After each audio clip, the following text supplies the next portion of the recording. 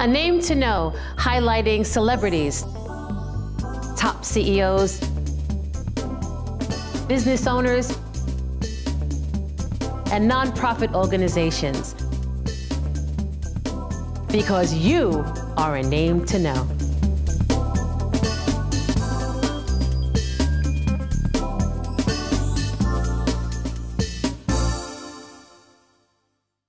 Welcome to A Name to Know. I'm your host, Alicia Figueres. I'm with a very special Name to Know. I'm with Lary Gise. Welcome to A Name to Know, Lary. Well, a pleasure to meet you. It's so nice to have you here today. You've come a long way. Yeah, and I'm so grateful for the opportunity to be here today. It's a real pleasure to me.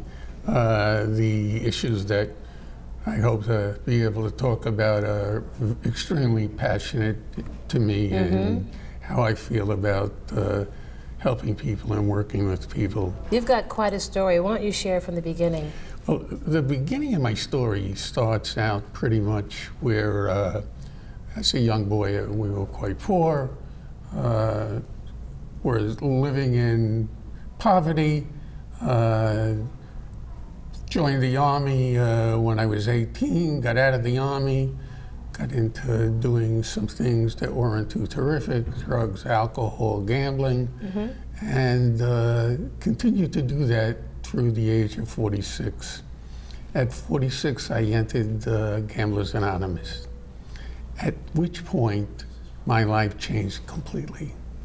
I became a KSAC here in New York. Very good. And I worked for multiple treatment programs and inpatient programs also. And I unfortunately was very discouraged by the results that come from that. They only have like a 3 to 5% success ratio.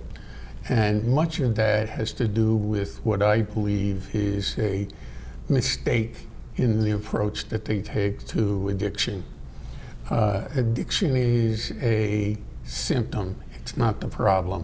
That's right. And unfortunately, what happens very often when you go into these treatment programs, they focus very much on the symptom.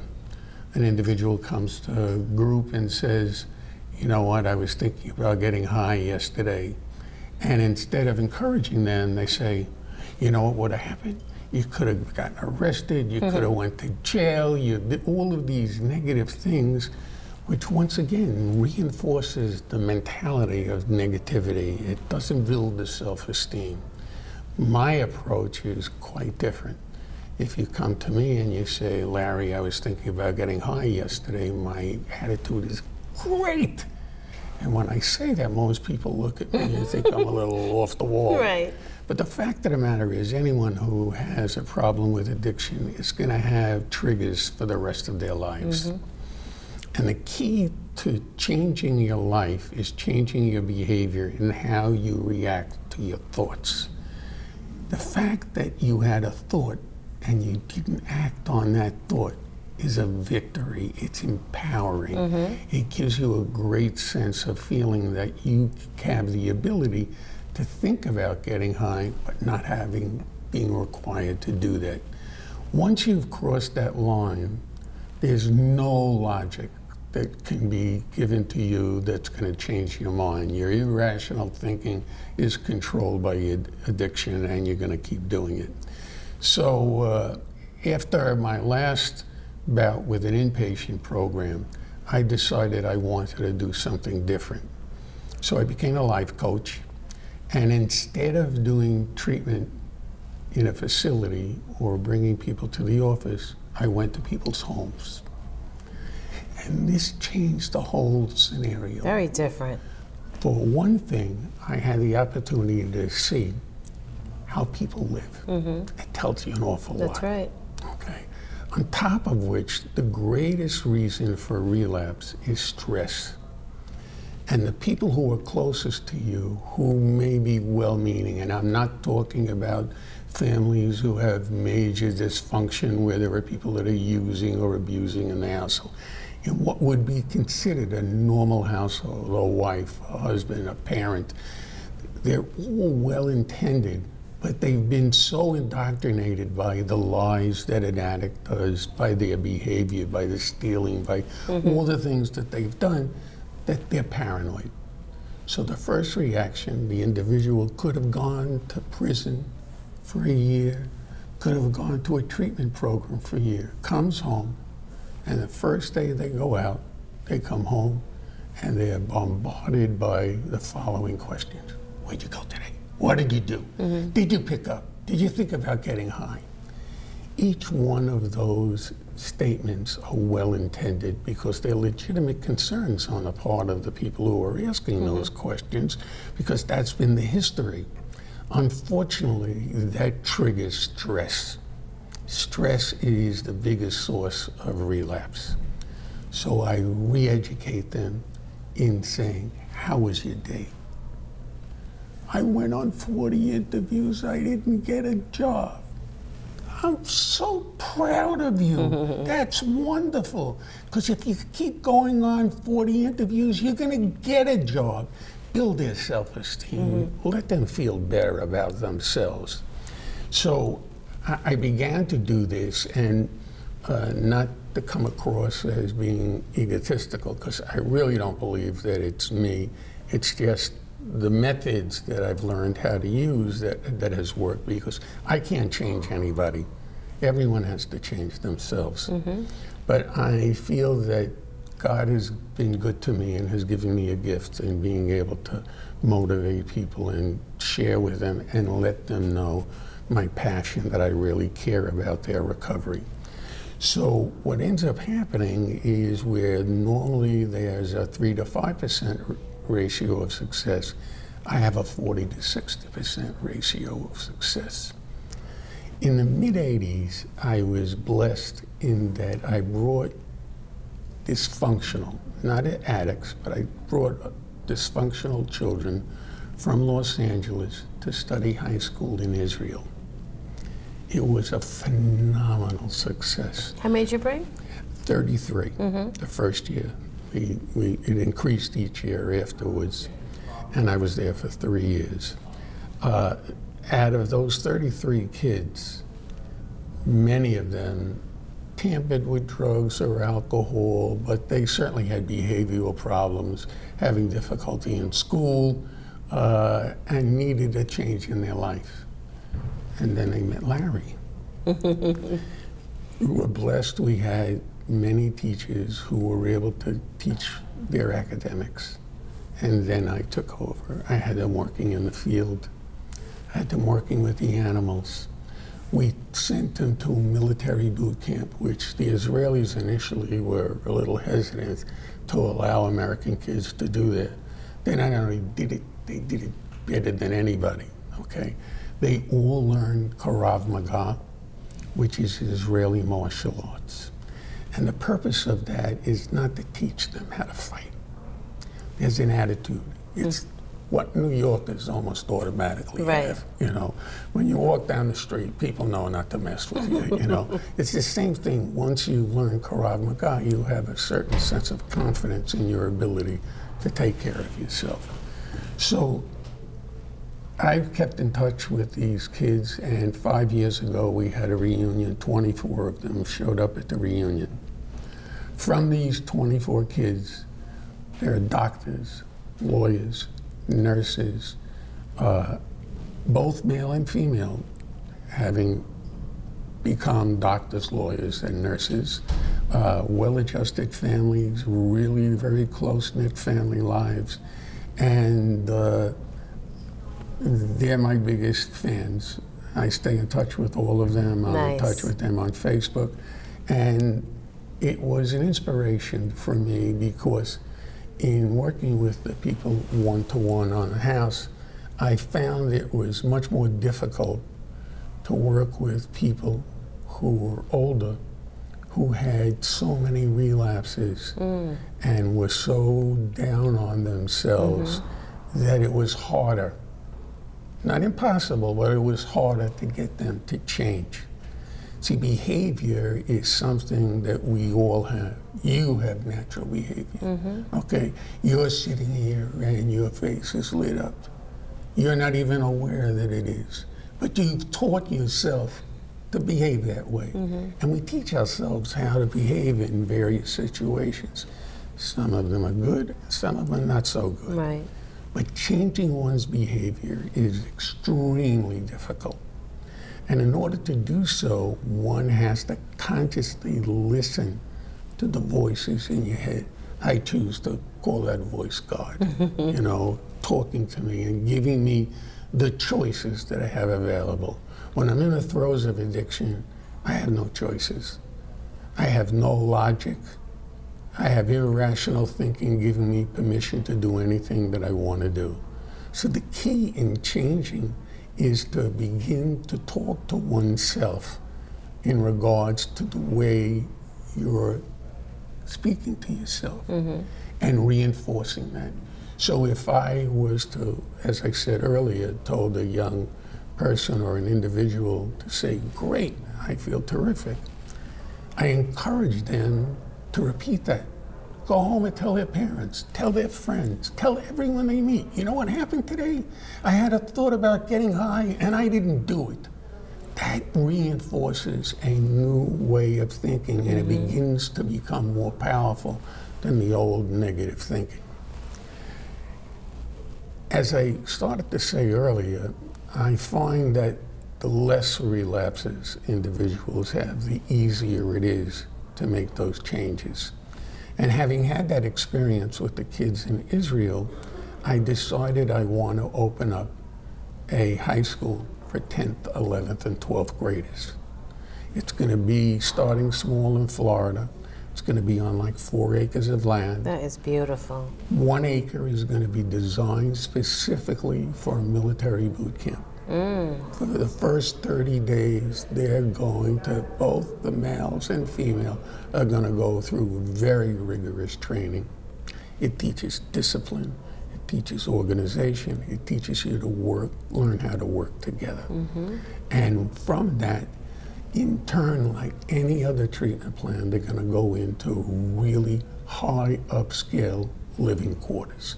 There'll be 2 to a room. There'll be couches, televisions. They'll have access to Skype to speak to their parents on a daily basis. Okay, they'll have all the amenities that you can possibly hope to have. Now, it's going to be a wide range of individuals, those who are extremely wealthy and those who don't have a dime to their name. You won't be able to distinguish by clothes because they're all going to be wearing uniforms. Now, it's a little absurd to think that once they have conversation that they're not going to recognize that they come from a different background. Right. But each background brings something extremely important. We can obviously notice that the wealthy recognize that you can attain a great deal if you do the right thing. They have that knowledge, and that is important. But the street people have a wisdom second to none. To survive in the street with any kind of an addiction is an incredibly intelligent, creative individual that eventually you're going to get caught for it. Has nothing to do with the number. I mean, everyone speeds occasionally, but if you got a ticket for every time you sped on the road, you'd have serious problems, okay? Rarely do you get caught for most of the things that you do that are wrong, particularly if you're consciously looking to avoid it. So we're going to take them to this school, and they're going to do online schooling. So each kid is going to be working his academics based upon his background and doing it on the computer. It's going to punch out all the areas that they need help in. And they're going to be directed by a teacher on Skype for the program. One of the problems with online schooling, which I truly believe is the future of education because of the economics that's involved with it today, is that getting the discipline for the children to follow through and actually do the work. That is big. So I'm going to have a teacher at the school that's going to each have only 6 kids and work with them one-on-one and able to focus in on the areas that they need the most help in. So a kid who normally graduated with a C is now going to graduate with a B or an A. The kid who graduates with an A is now going to be able to move ahead, advance. They're not going to be locked into a curriculum that a teacher has to provide when teaching 20 to 30 kids. That's going to be a big plus. That's just the first part of the project. The second part of the project, they're going to grow their own organic food. Oh, that's beautiful. And we're going to have a nutritionist. No junk food is allowed at all. Nutrition plays a big part. Big part. That's right. We're going to have physical education. They're going to learn Krav Maga. They're going to do physical exercise and working out. We're going to have meditation. We're going to have all the things to work on the mental and physical part of it. In addition, we're going to be able to teach them art, music, painting. I don't know if you remember Bob Ross. He's a painter. Yeah, I remember. Anybody can do that kind of painting. So I have an instructor who has the Bob Ross method who's going to be teaching the kids how to paint. Once again, it's going to give them an opportunity to become creative, That's beautiful. build their self-esteem, let them feel good. They then are going to be on a weekly basis going to visit a VA hospital or a senior citizen program or a school where there are very ill young people. There is no doubt in my mind that the people that we visit will appreciate it. But the enormous good feelings that the individuals are going to have in doing this, there's nothing that compares today. Giving of yourself in this way is just an enormous uplift. We're going to have therapy dogs. We're going to have alpacas. We're going to have sheep. We're going to have goats. We're going to have chickens. Wow. They're going to learn how to shear the alpacas and the sheep. They're going to learn how to turn the wool into yarn.